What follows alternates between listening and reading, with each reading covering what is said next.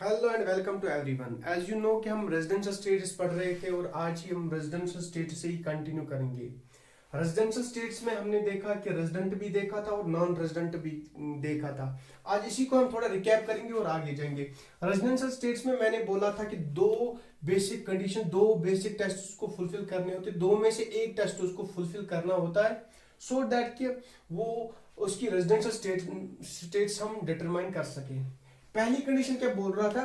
If an individual stage in India 182 days और more during the relevant previous year, अगर कोई individual 182 days stay करता है हिंदुस्तान में प्रीवियस ईयर में, तो वो रेजिडेंट ऑफ इंडिया बनता है income tax point of view से।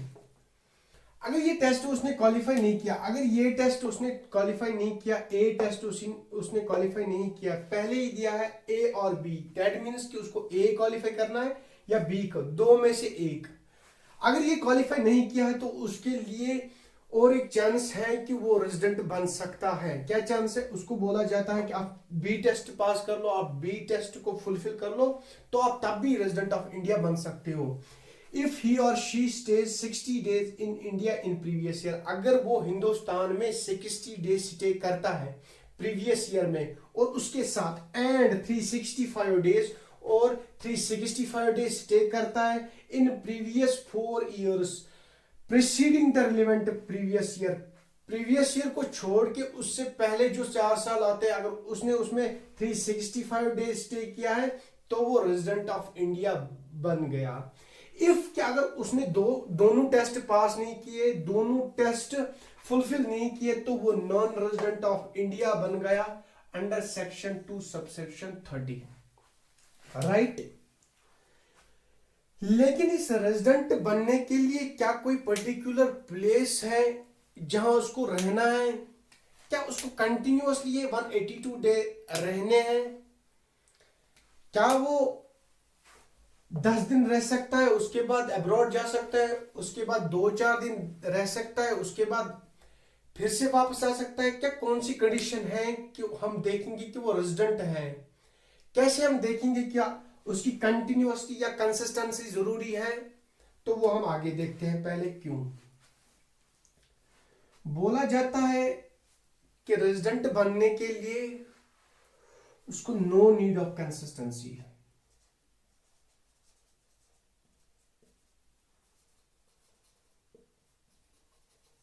मतलब कि अगर वो एक दिन हिंदुस्तान में ठहरता है, दूसरे दिन कहीं अब्रॉड जाता है, तीसरे दिन वापस आता है और चौथे दिन दूसरी कंट्री में जाता है, फिर वापस आता है, फिर बाहर जाता है, दैट मीन्स उसके लिए कोई रिस्ट्रिक्शन नहीं है, वो कभी भी आ सकता है और कभी भी वापस जा सकता है। दूसरा point, day of arrival,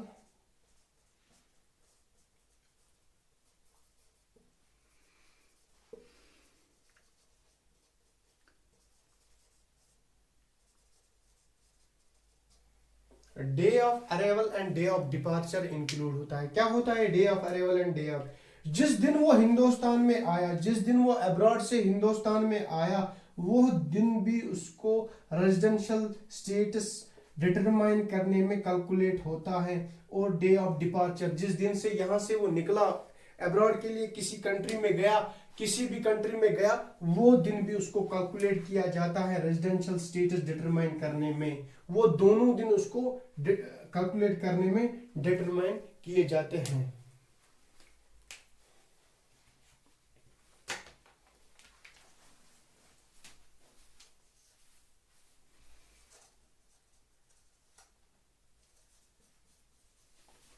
living in any part of country, वो हिंदुस्तान की किसी जगह भी रह सकता है। ये जरूरी नहीं है कि उसको दिल्ली में ही रहना है या उसको मुंबई में ही रहना है। वो कहीं भी रह सकता है, चाहे वो दिल्ली में रहे या मुंबई में, कहीं भी हिंदुस्तान की बाउंड्री के अंदर अंदर कहीं भी रह सकता है, तो वो रेजिडेंट करार दिया जाएगा, राइट। लेकिन कुछ इंसान ऐसे हैं जिनके लिए एक ही टेस्ट होता है, मतलब उनको एक ही टेस्ट देखा जाता है, अगर उन्होंने वो ये क्वालिफाई किया तो वो रेजिडेंट बन गए। ये टेस्ट उनको नहीं देखा जाता है। कौन से इंसान है वो? कौन से पर्सन्स है वो या कौन से इंडिविजुअल्स है वो जिनको ये टेस्ट नहीं किया जाता है।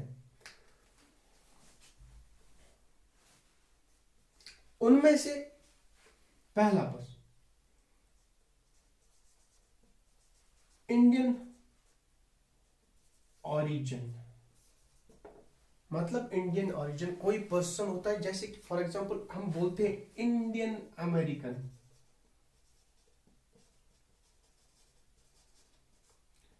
होता क्या है इंडियन अमेरिकन? कोई पर्सन जो आज अमेरिका में रहता हो लेकिन उसका ओरिजिन हिंदुस्तान से होता है। ओरिजिन हिंदुस्तान से मतलब कि उसके जो दादा परदादा हो, उसके ग्रैंडफादर जो होते हैं वो हिंदुस्तान से, एक्चुअल में हिंदुस्तान से बिलोंग करते होते हैं, उनकी बर्थ हिंदुस्तान में होते हैं। जब वो, अगर वो हिंदुस्तान आए बिजनेस पर्पस के लिए, उनको यहाँ प्रॉपर्टी है, उसी प्रॉपर्टी को देखने के लिए आए, तो उनके लिए बस एक ही टेस्ट किया जाता है 182 डेज। और person approved by central government, कोई भी इंसान, कोई भी इंडिविजुअल जिसको सेंट्रल गवर्नमेंट ने अप्रूव किया होगा जॉब के लिए अब्रॉड, किसी कंट्री में, किसी भी कंट्री में, लेकिन सेंट्रल गवर्नमेंट ने अप्रूव किया होगा, तब उस पर्सन के लिए भी, उस इंडिविजुअल के लिए भी एक ही टेस्ट करना होता है। उसको 182 देखना होता है। अगर वो 182 डेज क्वालिफाई नहीं करता है तो उसको दूसरा टेस्ट नहीं देखा जाता है। और तीसरा में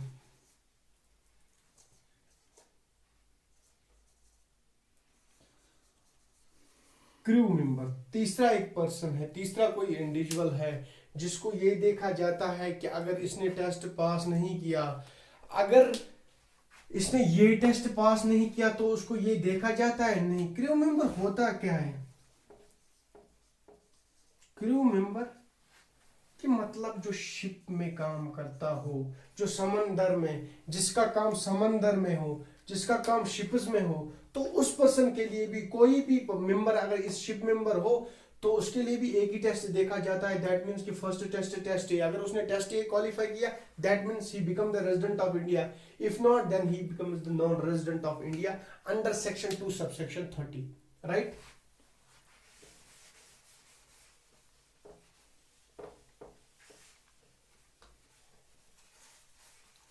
चलो अगर कोई इंसान रेजिडेंट बना या नॉन रेजिडेंट बना तो उसके बाद उसको क्या देखना है? अगर नॉन रेजिडेंट बना या रेजिडेंट, उसके बाद भी कुछ देखना। हाँ, अगर वो रेजिडेंट बन गया तो उसको बोलते हैं इनकम टैक्स वाले अभी नहीं छोड़ेंगे, अभी एक और टेस्ट करना है, अभी एडिशनल कंडीशन करनी है। अभी एडिशनल कंडीशन करने तो देखना है कि आप ऑर्डिनरी रेजिडेंट बनते हो। ऑर्डिनरी रेजिडेंट स्पेशल स्टेटस, किस एंगल से वो स्पेशल स्टेटस होती है? क्या उसको कुछ मिलता है? नहीं, उसको ज्यादा टैक्स पे करना होता है। और कुछ नहीं, स्पेशल स्टेटस इस एंगल से कि टैक्स और ज्यादा पे करने होते हैं। तो हम देखते हैं कि ऑर्डिनरी रेजिडेंट हम कैसे डिटरमाइन करते हैं, कैसे हम ऑर्डिनरी रेजिडेंट का रेजिडेंशियल स्टेटस चेक करते हैं। अगर पर्सन रेजिडेंट बन गया तो उसी पर्सन को हम ऑर्डिनरी रेजिडेंट के लिए एलिजिबल करार देते हैं, उसी पे ऑर्डिनरी रेजिडेंट का टेस्ट होता है। अगर नॉन रेजिडेंट बन गया तो उसके लिए ऑर्डिनरी रेजिडेंट का टेस्ट नहीं होगा। रेजिडेंशियल स्टेट, जब रेजिडेंट कोई इंसान बन गया तो उसके लिए टेस्ट होता है ऑर्डिनरी रेजिडेंट।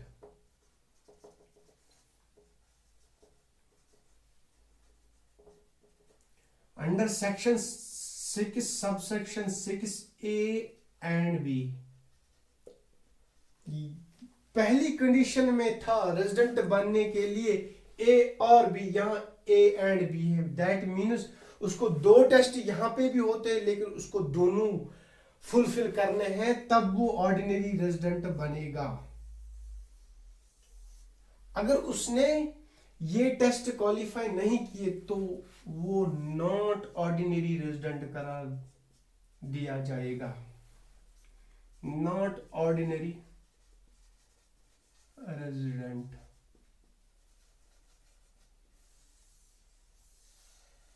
तो देखते हैं हम कैसे कैसे उसके टेस्ट होते हैं, कैसे वो ऑर्डिनरी रेजिडेंट बनता है। उसके लिए भी दो टेस्ट।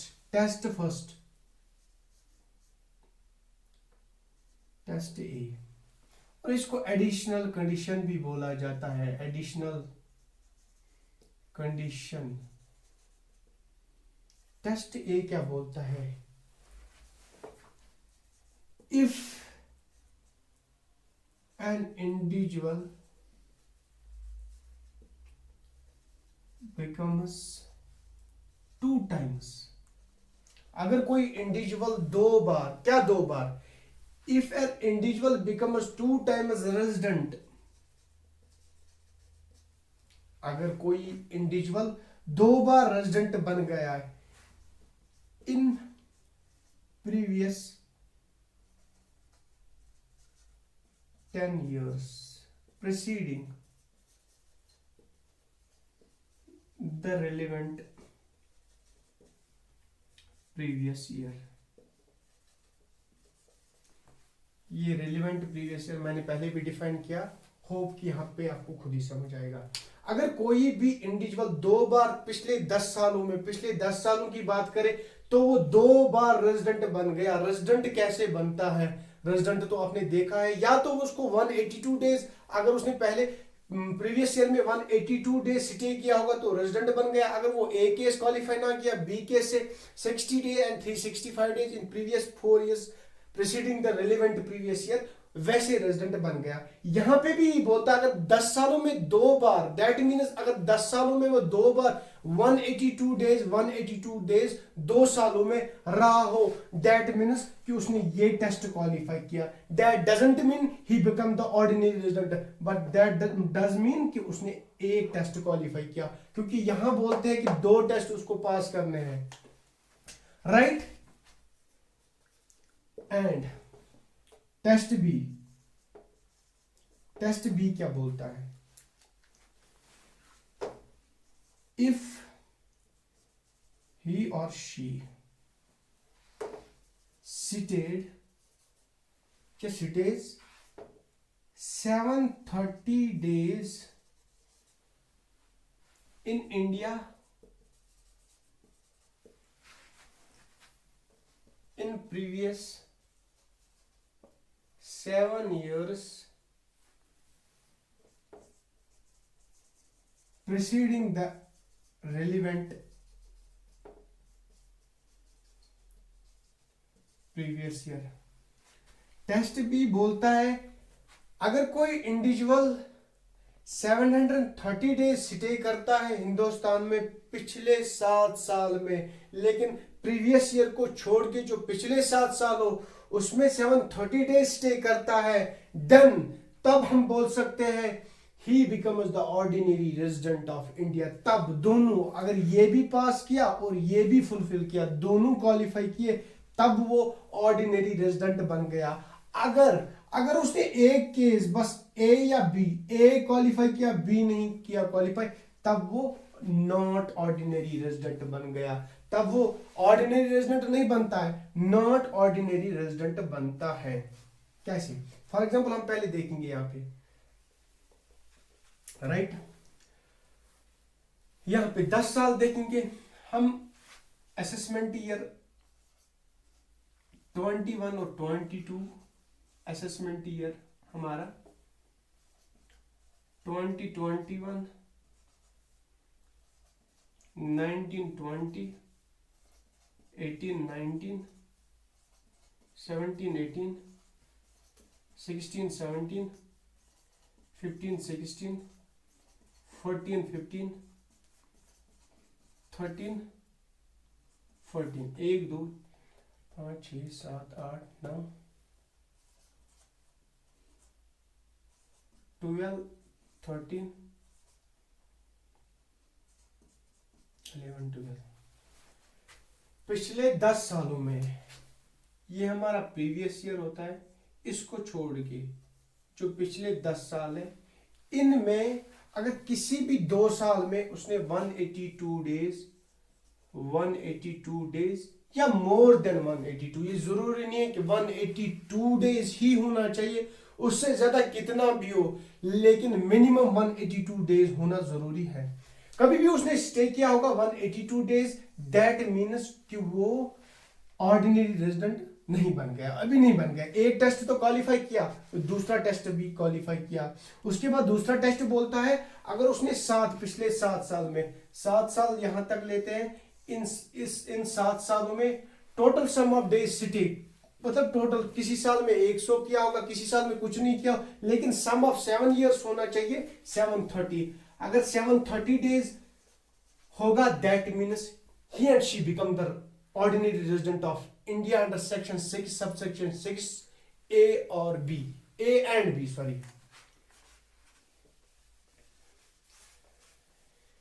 अब इतना तो देखा हमने कि इंडिविजुअल। एचयूएफ का क्या है? एचयूएफ का पहले ही मैंने डिफाइन किया, एक वर्ड कर्ता। कर्ता पे ही डिफाइन होता है, कर्ता ही डिटरमाइन करता है, कर्ता ही की रेजिडेंशियल स्टेटस हम देखते हैं। जैसे इंडिविजुअल, कर्ता एक इंडिविजुअल ही होता है, कर्ता एक इंसान का नाम होता है जो इस बिजनेस को रिप्रेजेंट करता है, इस बिजनेस का हेड होता है, वही रिप्रेजेंट करता है इस बिजनेस को, उसी की रेजिडेंशियल स्टेटस हम चेक करते हैं। जैसे एक इंडिविजुअल की करते हैं, सेम कर्ता भी करते हैं, कर्ता की भी करते हैं। दैट मीन्स इंडिविजुअल और एचयूएफ की रेजिडेंशियल स्टेटस हम सेम ही कैलकुलेट करते हैं। जैसे इंडिविजुअल भी की करते हैं, वैसे कर्ता की भी करनी होती है, वैसे ही उसकी भी कैलकुलेट होती है। उसी के बेस पे HUF resident, non resident, ordinary resident या नॉट ऑर्डिनरी रेजिडेंट करार देते हैं, राइट।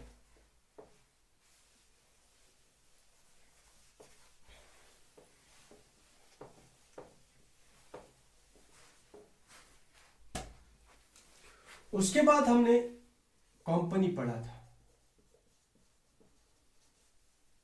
उसकी residential states section 3 section 6 sub section 3 के अंदर देखते हैं। कंपनी की रेजिडेंशियल स्टेट्स को हम कैसे चेक कर लेते हैं? एक कंपनी की इनकॉर्पोरेशन एंड रजिस्ट्रेशन पे हम देखते हैं कि वो कंपनी रेजिडेंट है या नहीं है। ऐसे नहीं देखना होता कि कंपनी को कैसे देख सकते हैं हम टेस्ट करके, किस इंसान की कंपनी की किस इंसान को हम टेस्ट कर सकते हैं? नहीं, किसी को भी नहीं कर सकते। यहां पे कंपनी में देखा जाता है कि कंपनी कहां की है, ओरिजिन ऑफ कंपनी, मतलब कि वो हिंदुस्तान से बिलोंग करता है, कि वो हिंदुस्तान से बिलोंग करता है। अगर वो इंडिया की कंपनी हो, अगर वो इंडिया की कंपनी हो, दैट मीन्स क्या वो रेजिडेंट बन गई? नहीं, अभी नहीं। उस पे देखा जाता है और एक चीज, effective management.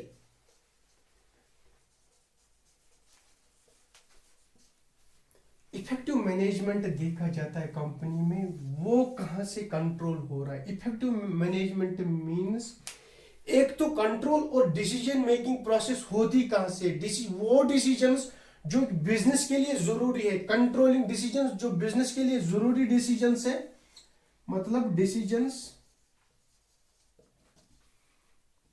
Important decisions and control. अगर इंडिया से होता होगा,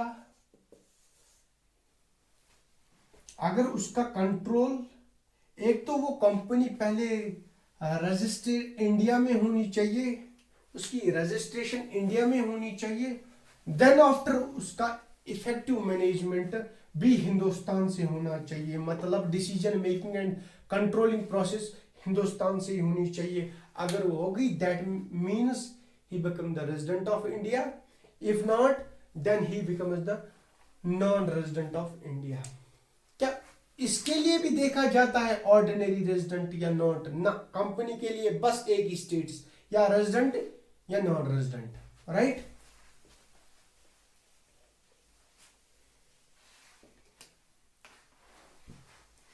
उसके बाद firm association of persons, body of individuals, इन तीनों की कैसे रेजिडेंशियल स्टेटस देखी जाती है? सेम ऐसे ही, या तो रेजिडेंट या नॉन, या तो रेजिडेंट बनते हैं या नॉन रेजिडेंट बनते हैं। लेकिन firm association of persons and body of individuals का देखा जाए, अगर इनका कंट्रोल एंड मैनेजमेंट, अगर इनका कंट्रोल और मैनेजमेंट फुल्ली और पार्शली,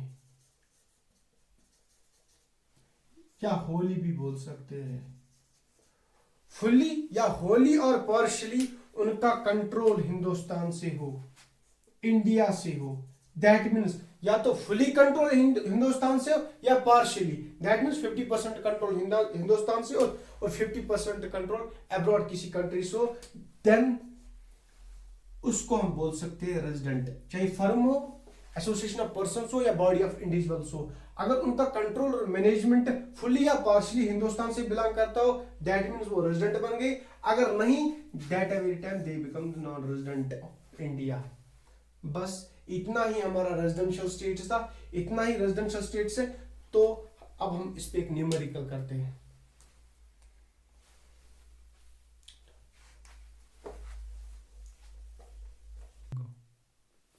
हम एक न्यूमेरिकल करते हैं। मैंने एक न्यूमेरिकल बनाया जिसपे हम देखेंगे कि रेजिडेंशियल स्टेट्स हम कैसे कैलकुलेट करते हैं। मैंने खुद ही एक न्यूमेरिकल सपोज करते हैं, mister X goes to the London. Mister X London के लिए निकला on 15 April 2014 and comes back after 1 year. 1 साल के बाद वो लंदन से वापस आया and city 2 years in India. उसके बाद 2 साल तक वो हिंदुस्तान में ही रहा and again goes to USA. फिर वो यूएसए के लिए निकला ऑन 25 नवंबर 2017 में वो यूएसए के लिए निकला एंड कम्स बैक ऑन 1 दिसंबर 2017। फिर वो 1 दिसंबर 2017 को फिर से हिंदुस्तान वापस आया। तो बोलते calculate the residential state of mister x. Mister x की रेजिडेंशियल स्टेट चेक करनी है जब प्रीवियस ईयर 2019 और 20 था। प्रीवियस ईयर 2019 और 20, दैट मीन्स असेसमेंट ईयर 2021 है। मतलब इस साल में टैक्स देना है, इस साल का देना है, जो मैंने पहले ही बोला था। हमें क्या देखना है? पहला रेजिडेंशियल स्टेटस, पहला टेस्ट हम देखते हैं रेजिडेंट होने के लिए कि क्या उसने 182 डेज स्टे किया है 2019 और 2020 में। कैसे? प्रीवियस ईयर हमारे लिए यही बनता है।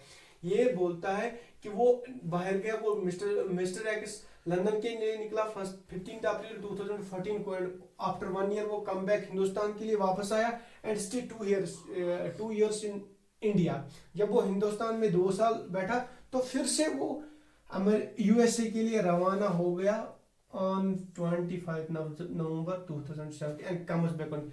फिर वो कब वापस आया? 21 दिसंबर 2017 को ही। उसके बाद वो वापस नहीं निकला। दैट मीन्स उसके बाद वो हिंदुस्तान में ही रहा। दैट मीन्स 2019 और 20 में वो बाहर तो नहीं था, वापस तो आया था। उसके आगे तो उसने नहीं बोला क्वेश्चन ने कि वो बाहर निकला। दैट मीन्स उसने 182 डेज स्टे किया होगा। कैसे किया होगा? जब वो पूरा साल हिंदुस्तान में ही रहा है। जब क्वेश्चन ये बोलता ही नहीं कि वो बाहर गया है, दैट मीन्स वो रेजिडेंट बन गया, रेजिडेंट बन गया। अंडर सेक्शन 6 सबसेक्शन 1 टेस्ट ए हमने ए ही टेस्ट किया, बी करने की जरूरत नहीं पड़ी। ए में ही हमने देखा कि वो हिंदुस्तान में रहा था, हमने कैलकुलेट करने की भी जरूरत नहीं पड़ी कि हमने ऐसे ही देखा तब वो हिंदुस्तान में रहा। फिर ऑर्डिनरी रेजिडेंट के लिए, ऑर्डिनरी रेजिडेंट, क्या वो ऑर्डिनरी रेजिडेंट है कि नहीं है? हम पहले ऑर्डिनरी रेजिडेंट में क्या देखते हैं? ऑर्डिनरी रेजिडेंट हम देखते हैं कि पिछले 10 सालों में प्रीवियस ईयर को छोड़ के 2019 और 20 को छोड़ के जो इससे पहले के 10 साल हैं, क्या उनमें वो 2 बार रेजिडेंट बन गया है। इसको छोड़ के 1920 को छोड़ के हम देखेंगे 1819 में जब ये वापस आया 17 में, दैट मीन्स 1819 में वो यहीं पे था, दैट मीन्स 1 साल तो रेजिडेंट बन गया। 182 डे इस साल हिंदुस्तान में उसने स्टे किया। उससे पहले देखते हैं कि वो 17 में आया, 25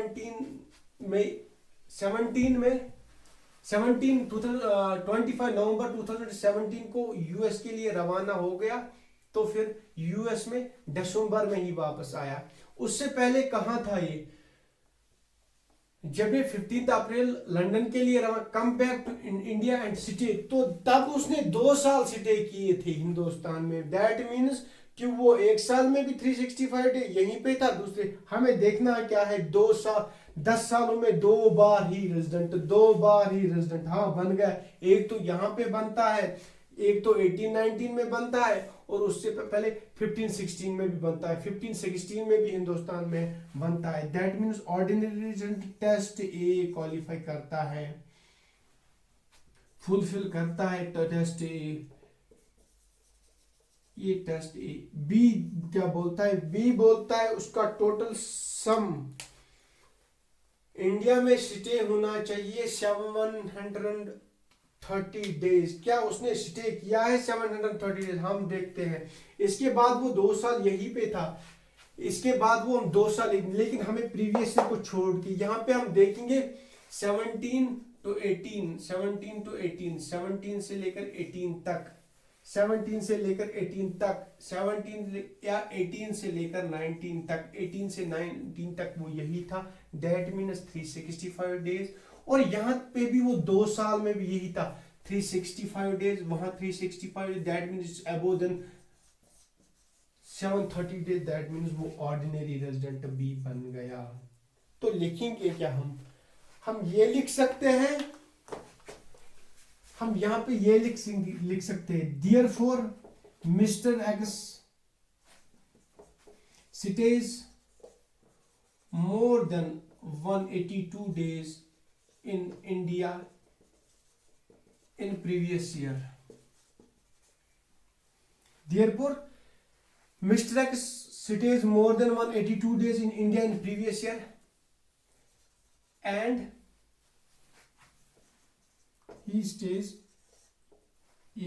he becomes 2 times resident in previous 10 years. previous 10 years में 2 times resident भी बन गया and 730 days स्टे भी किया है 7 सालों में। ये भी लिख सकते, या हम ऐसे भी लिख सकते, ये भी लिख सकते, या हम therefore Mr. X is a resident as well as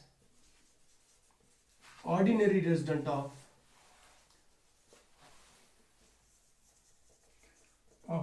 India under section 6 subsection 6A and B को करार देता है। जब रेजिडेंट बन गया तो ऑर्डिनरी का टेस्ट जरूर होना है।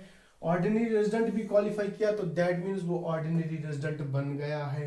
तो हम ये लिख सकते हैं कि जो मिस्टर एक्स था वो रेजिडेंट भी हिंदुस्तान का बन गया, तो उसके बाद हमने ऑर्डिनरी रेजिडेंट का टेस्ट किया उसको, तो वो ऑर्डिनरी रेजिडेंट भी बन गया। अगर ऑर्डिनरी रेजिडेंट नहीं बना होता तो हम सीधे लिख सकते कि mister x resident of India बन गया।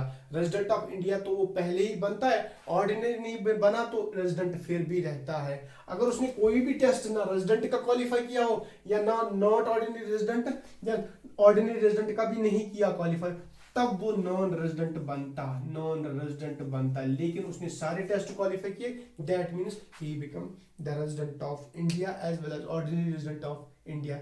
Thanks, it's enough for today.